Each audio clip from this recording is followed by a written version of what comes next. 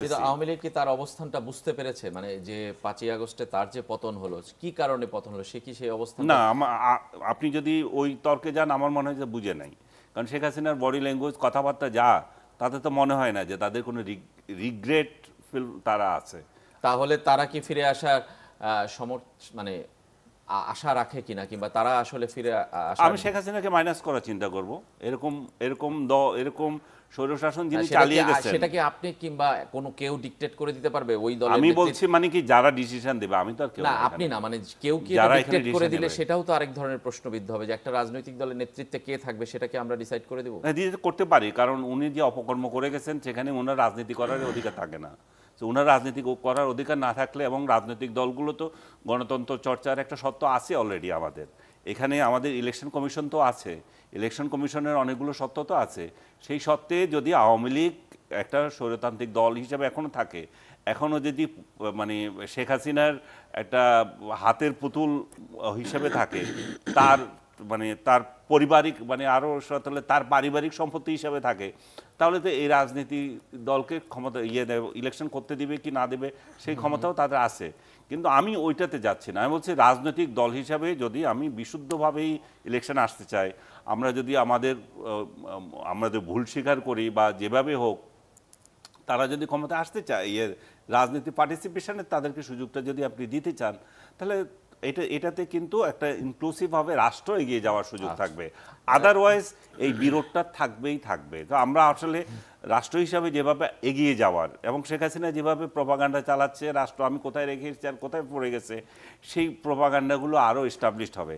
আমাদের একটা জিনিস মনে রাখতে হবে, আমাদের রাষ্ট্র কিন্তু শেখ হাসিনা চালিয়ে গেছে তাই বলে ধ্বংস হয়ে গেছে এটা যেমন আমরা বলতে পারি না। কারণ আমাদের অনেকগুলো সূচক, আমাদের সাউথ এশিয়ান অনেক দেশ থেকে আমাদের বেশি ছিল, অনেক জায়গায় আমরা প্রগ্রেসিভ, আমাদের মহিলাদের কতটা আমরা এগিয়েছি। কিন্তু বর্তমান সরকার আমলে এই যে পরিস্থিতি, যে ডামাডোল যেগুলো চলতেছে, সেগুলোতে আমরা আর কত পিছিয়ে যাচ্ছি।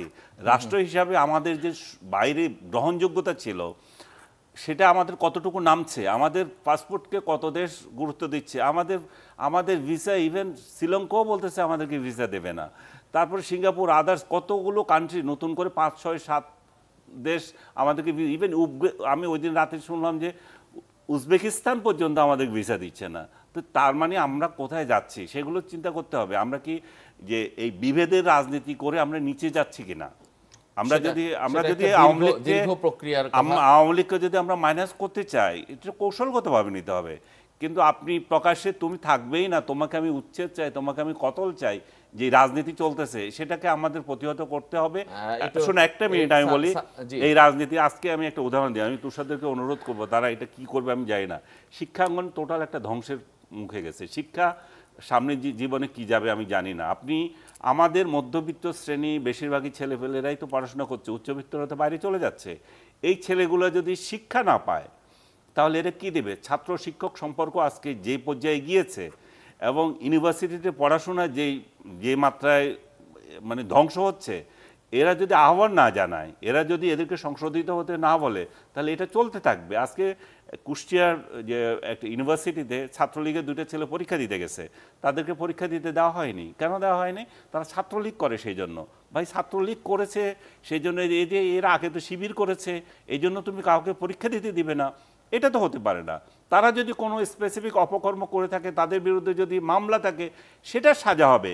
কিন্তু মব গিয়ে যে না ছাত্রলীগের ছেলে তারা পরীক্ষা দিতে পারবে, তার মানে কত হাজার হাজার ছেলে শিক্ষা জীবন এভাবে নষ্ট হবে।